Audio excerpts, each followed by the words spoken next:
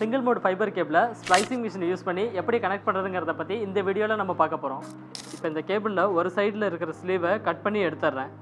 Next இந்த core ஃபைபரையும் cut பண்ணி எடுத்துட்றேன். Cut பண்ணி இருக்கிற அந்த ஸ்லீவை க்ளீவர் டூல் வச்சு கோரை கட் பண்ணிடுறோம். இப்போ இந்த கோர் கேபிளை IPA லிக்விட் வச்சு நல்லா க்ளீன் பண்ணிடணும். இப்போ இந்த கேபிளை ஸ்ப்ளைசிங் மிஷினோட ஹெட்டரில் ஒரு சைடில் வச்சு லாக் பண்ணிடுறேன்.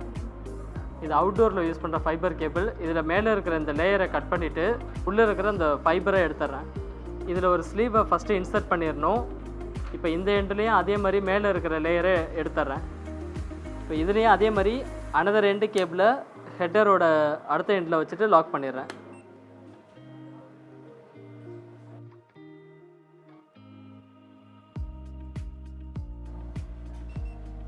இப்போ இந்த ஸ்லீவை ஜாயின் பண்ண ரெண்டு இடத்துக்கும் சென்டராக வச்சு ஹீட் பண்ணிடணும்.